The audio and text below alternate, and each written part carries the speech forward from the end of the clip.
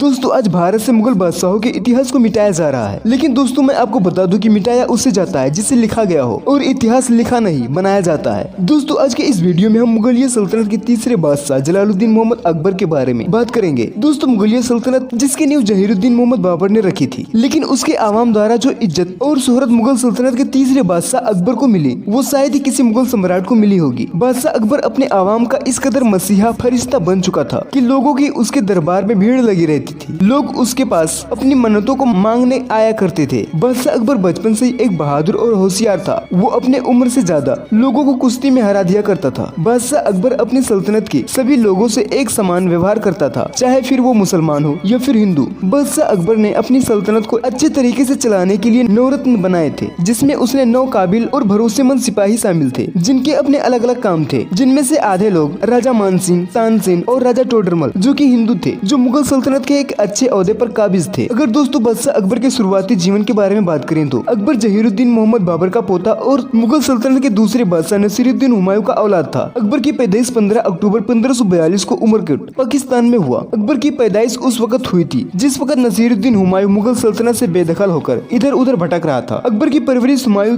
के भाई कामरान ने की। हुमायूं की मौत 27 जनवरी 1556 को हुई। उस वक्त बादशाह अकबर की उम्र महज 14 साल थी। हुमायूं की मौत की खबर सुनते ही आखिरी हिंदू राजा हेमू, जिसे हेमचंद्र विक्रमादित्य के नाम से जाना जाता है, उसने पानीपत के मैदान में पानीपत की दूसरे जंग का ऐलान कर दिया, जिसके बाद दोनों फौजों में कड़ी जंग लड़ी गई। आखिरकार मुगल फौज से चलाया हुआ एक तीर जकर हेमू की आंख में लगा और चारों तरफ सेना में हड़कंप मच गया और हेमू के सैनिक भागने लगे और इस तरह अकबर पानीपत का यह दूसरा जंग जीत गया। हुमायूं का एक करीबी साथी था जिसका नाम बैरम खान था, जो मुगल सल्तनत का संरक्षक बना और तमाम जालो साजों और बगावतों से मुगल सल्तनत की हिफाजत की। अकबर का शुरुआती दौर सल्तनत के सियासी कामों में उलझा रहा। यही वजह है कि बादशाह अकबर पढ़ लिख न सका। इसके बावजूद अकबर ने एक लाइब्रेरी बना रखी थी जिसमें कई ज्यादा किताबें थीं, जिन्हें पढ़ाने के लिए अकबर ने तमाम टीचर्स और आलिम रखे हुए थे। अकबर की 14 साल की उम्र में उसकी पहली शादी उसकी चचेरी बहन रुकैया बेगम से हुआ। अकबर अब बड़ा हो चुका था और बैरम खां कुछ ऐसे फैसले ले लिया करते थे अकबर जिसके खिलाफ होता था। आखिरकार बादशाह अकबर ने बैरम खां को सभी सियासी कामों को छोड़कर हज पर मक्का जाने की सलाह दी, जिसके बाद बैरम खां को लगा कि शायद अभी अकबर ना समझ है और बैरम खां इसके खिलाफ हो गए। जिसके बाद मुगल सिपाहियों ने बैरम खां को इज्जत के साथ हिरासत में लिया। अकबर बैरम खां का बड़ा इज्जत करता था और उसे बाबा बुलाता था और बादशाह अकबर समझदारी दिखाते हुए आगरा से दिल्ली आ गया और खुद सल्तनत का बादशाह घोषित कर दिया। जिसके बाद बैरम खां हज के लिए मक्का रवाना हुए और रास्ते में ही उनका कत्ल कर दिया गया। अकबर का साम्राज्य हिंदुस्तान के दिल्ली, आगरा, गुजरात से लेकर पाकिस्तान, काबुल, कचनी, गंधार तक फैला था। अकबर छोटे बड़े सभी रियासतों को जीतता चला गया। अकबर ने समझदारी दिखाते हुए दूसरे राजाओं की तरह हारे हुए राजाओं को मारता नहीं था और न ही उन्हें बंदी बनाता था, बल्कि उन्हें उनकी पूरी सल्तनत वापस कर देता था। बदले में उनको उसके अंडर में रहना पड़ता था और समय पड़ने पर मुगलिया सल्तनत की मदद करनी पड़ती थी। अकबर ने राजपूतों के साथ पहले अच्छे रिश्ते कायम कर रखे थे। उसने राजपूत राजा भारमल की बेटी जोधाबाई से शादी कर लिया था। के बावजूद अकबर ने बीकानेर, जैसलमेर के राजकुमारियों के साथ शादी कर मैत्री संबंध बनाए। अकबर जानता था कि अगर उसे पूरे हिंदुस्तान पर राज करना है तो उसे इस हिंदू मुस्लिम वाले मसले को सुलझाना होगा। इसलिए उसने हिंदू पर लगने वाले जजिया टैक्स को भी समाप्त कर दिया। बादशाह अकबर ने अपनी इतनी बड़ी सल्तनत को हिंदुओं को सौंप रखी थी। हिंदू राजा मानसिंह जो मुगल सल्तनत का सेनापति था, राजा टोडरमल जो मुगल सल्तनत का खजांची था, जो मुगल सल्तनत का सारा रुपया पैसा इसी आदमी की जिम्मेदारी थी। अकबर ने हिंदुओं को मुगल सल्तनत के इतने बड़े ओहदे पर तैनात कर रखे थे। अब आपके मन में एक सवाल उठने चाहिए कि जब बादशाह अकबर ने इन हिंदू सिपाहियों को इतने बड़े ओहदे पर रखे थे तो ये अगर चाहते तो एक झटके में मुगल सल्तनत को बगावत कर उसे तितर बितर कर सकते थे। तो मैं आपको बता दूं कि ये लोग बादशाह अकबर के सबसे वफादार और भरोसेमंद लोग थे, जो खुद तो एक इशारे पर अपनी जान कुर्बान कर सकते थे, लेकिन ये मुगल सल्तनत से गद्दारी सोच भी नहीं सकते थे। और अकबर भी उन सभी लोगों का बहुत ही इज्जत किया करता था। कोई भी काम या हुक्म जारी करने से पहले उन सभी लोगों से राय और मशवरे लिए जाते थे। सल्तनत के तमाम आला अफसरों के अलावा उसकी आवाम भी बादशाह अकबर को जिल्ले इलाही यानी खुदा की परछाई कहकर बुलाती थी। बादशाह अकबर ने 1582 में एक नए धर्म की स्थापना की जिसका नाम था दीन इलाही। उसका कहना था कि सभी धर्मों में अच्छाइयाँ और बुराइयां होती हैं, इसलिए उसने सभी धर्मों के अच्छाइयों को निकालकर एक नया मजहब बनाया। उसके इस मजहब को उसके दरबारी बीरबल, तानसेन और भी महज कुछ ही लोगों ने कबूल किया था, जिसके बाद अकबर का यह मजहब चल न सका। दोस्तों अकबर ने हिंदुस्तान के तमाम हिस्सों को जीत अपनी सल्तनत में मिला लिया था, सिवाय राजस्थान के एक छोटे से इलाके मेवाड़ को छोड़कर। जिस वक्त मेवाड़ के शासक थे राजपूत राजा महाराणा प्रताप, जो किसी भी मायने में अकबर की अधीनता मानने के लिए राजी न थे। जिसके बाद 18 जून 1576 को हल्दी घाटी के मैदान में राजपूत और मुगलों के बीच एक जंग लड़ी गई। कुछ लोग इस जंग को हिंदू वर्सेस मुस्लिम के नजरिए से देखते हैं, जबकि मैं आपको बता दूं कि ऐसा कुछ भी नहीं था, बल्कि मुगल सल्तनत की फौज को राजपूत सिपाही राजा मानसिंह लीड कर रहे थे। वहीं महाराणा प्रताप की फौज में हकीम खान सूरी जैसे तमाम मुस्लिम शासक मौजूद थे। अगर बात करें कि आखिर इस जंग में किसकी जीत हुई, तो इस जंग को मानसिंह यानी मुगल फौज ने जीत ली थी। अकबर के सामने की सबसे बड़ी रुकावट महाराणा प्रताप हट चुके थे और चित्तौड़ के तमाम हिस्सों पर मुगलों का कब्जा हो गया था। फिलहाल दोस्तों, ये छोटी सी वीडियो आपको पसंद आई हो, वीडियो को एक लाइक कीजिए और अपने दोस्तों के साथ एक शेयर, और हमारे इस चैनल को एक सब्सक्राइब करना मत भूलिएगा।